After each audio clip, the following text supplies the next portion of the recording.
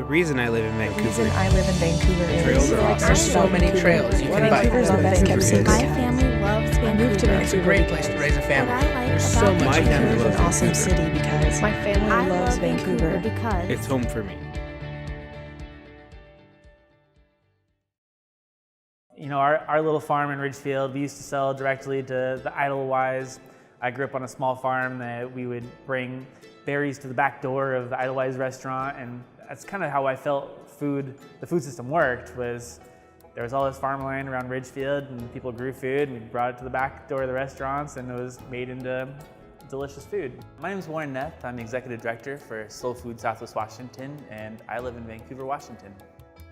Restaurant sales, I would say, have been pretty important for Sprout and Blossom, and it's very they place their order, you go out, you harvest it, you deliver it. And it's also just really awesome and cool to see your produce being featured by a local chef, and I think another great way of getting our name out there to the residents of Vancouver. I'm Lindsay, and I'm a farmer and co-founder of Sprout and Blossom Farm. I think a big part of it as a cook for me, getting out there and touching the ground and seeing where the food comes from, see how hard it is for them to do their job, see what goes into it, so you could appreciate it more. When food comes in here from the market or it's delivered from a farmer, we come in, we examine it, we talk about it, we eat it right there. Seeing pallets of food coming in that is not a dirty farmer or some bringing it to you, or coming in boxes, you can't tell the story of where that came from. I don't know how you could do that nowadays, and people are going to support it. My name is Joey Chimico. Me and my wife, Alder Suttles, own and operate No Novel Pizza in Vancouver, Washington. I am from the Jersey Shore. I went to college at the University of Vermont, and then afterwards went and woofed on a farm in Hood River, Oregon. Moved to Portland, was working as an AmeriCorps Vista farming coordinator at the Clark County Food Bank, working with food justice issues and getting healthy, fresh food to people in need in the community, which put me in touch with the folks that own the land here, and they wanted their land farmed and were looking for young, passionate people to do that, and that's where Lindsay and I came in. I'm Lauren Krug, and I am a co-founder and farmer here at Sprout and Blossom Farm. So growing up in Ridgefield, it was we grew up on a small farm. We had about 5 acres. It was a great experience because I was able to, as a kid, kind of run around in the back forest behind our farm and poke around in the creek, and that kind of web of forest and farm that we have out in Ridgefield was a great place to grow up. I'm originally from Alexandria, Virginia. I studied at James Madison University in Southern Virginia. I got my degree in graphic design and interior architecture. And throughout school, I would say there was always a common theme of all my projects sort of related to urban farming or some sort of plants in general. I found myself back in Virginia, and I knew that wasn't where I wanted to be. So that's when I went on the woofing website and I found a farm in Hood River. And then Lauren and I decided to move to Portland together, and that's when I did the Zenger Farm internship program. From there, I would say there was a little bit of a period where I had no idea what I was going to do, and then the opportunity to start Sprout and Blossom Farm presented itself. I'm originally from New Jersey. I was born in Trenton. Lived in Chambersburg. We are not Italian, or I'm not Italian, but it was very much an Italian neighborhood. But I've lived in Philadelphia, San Francisco, Brooklyn, New York. Alder and I met in Philadelphia at a restaurant I was a chef of, and she was an opening server. Alder's OG Portland. She was born and raised out here. Her whole family's out here, and they still are. Her parents retired to Vancouver maybe 10, 12 years ago, so we decided to come out here to be closer to the family. Plus the area was really nice. One of the best things about living in this area is everything that surrounds it. You got the mountains, you got the coast, you got rivers, you got trees. It's really cool. You don't have that super saturated urban lifestyle. We've been getting involved with local chefs that put on these big dinners for people in the community to just kind of champion all the people that grow it.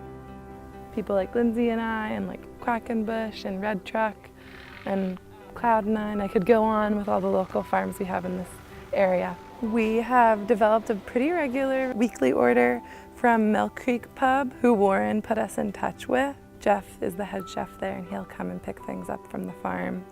We've collaborated with Urban Roots for their farm to table dinner up in Ridgefield. We're going to be collaborating with a bunch of different restaurants like Nanavo Pizza and some other local chefs. So Farmer Table was something that really started with slow food. They were trying to really give people strong visualizations to how we need to change the food system. Shorten those food miles, know your farmer. The average food product in the grocery store is coming from a very far distance. So farm to table, for me, like literally farm to table, you're kind of cutting out the middleman, you're cutting out the producers, the manufacturers. The food that is being produced, like say at Sprout and Blossom, is going directly into the hands of whoever's going to be preparing it. I mean, having great flavor, readily accessible is what's important to me as a cook more than anything, you know? I kind of wear a couple different hats, but first and foremost, I'm a cook. You know, if my food doesn't taste great, then, you know, I can't do the business aspect of it because there's nobody in here giving us dollars for that food. When we buy stuff from farms and we special it out, we have a pre-service meeting. This is how I talk to the staff. I'm like, hey, you know, we got squash from Square Peg, we got tomatoes from Red Truck, you know, arugula's from Red Truck, our mixed greens are from Gathering Together. You know, I always try and connect the farm to the food, and they try and do that at the register. You know, hopefully that resonates with people, or they can ask questions about it if they don't. Go, oh, where is that from? And we can tell them a story about it. You know, we try and do visits to farms and local wineries and breweries and get out and, you know, educate ourselves so we're better equipped to handle questions. Currently, I'd say our biggest educational outreach efforts have been at farmers markets, and then also on our website you can check out our monthly newsletter. We tell people what's going on, what's growing in the garden, and kind of exciting news on the farm, and then also world news that might kind of like have a broad effect on us as well. We also are going to be in touch with a local preschool. They're going to come have like a little harvest session. So slow food, one of our biggest roles is really education and hosting gatherings. With slow food, there's our local chapter, there's a national chapter, and there's an international chapter. Locally, we do events like Tomato Fest Northwest, where we did a tomato tasting of 100 different varieties of tomatoes. Our local food economy is such a relationship-centric economy that these events that we get to just kind of get to know each other better is such an essential part. So the best way that like local government and residents can support small farms would just be by taking your money and then investing that back into your local farm. I think that's like the key thing, like just really focusing on creating like lots more small farms, gardens in schools, just like any type of programs that can also get people involved. Unless people have the opportunity to really go out and learn about farming, I think they're not really going to understand because they don't have that connection to food.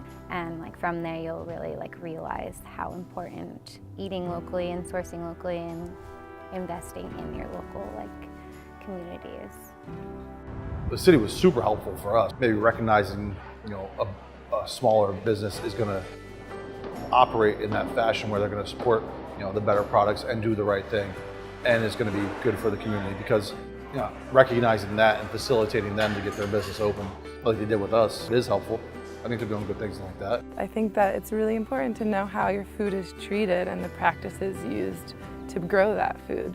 So to be able to see the face and the humans that are like starting it from little starts in trays and then bringing it to the farmer's market or to your CSA drop-off or to a farm-to-table dinner, it means so much to be able to find that out from a primary source. And just knowing that it's practices that give back to the earth. That's what's buying local is most important in my mind. Is it's the best strategy for conserving farmland. Companies that want to land here are looking for open spaces. They want farmers markets for their employees. They want healthy lifestyle. So one of the best ways we can ensure that is by conserving farmland. You know, spending money in your community so your community thrives, that's a big deal. You know, if you're going to spend some money and it's going to go to somewhere else, how does that help your neighbor? How does that help, you know, your community? How does that help you? You know, I mean, we live here. We live 10 blocks away. You know, our business is here, our family's here. We're all in on Vancouver. I want this place to do good. You know, as much money as we can keep in the community to have it progress and move forward in good ways, as far as local food and good organic farms and ranches and, you know, people doing well and small businesses that we want to support. I think it's a huge part of it.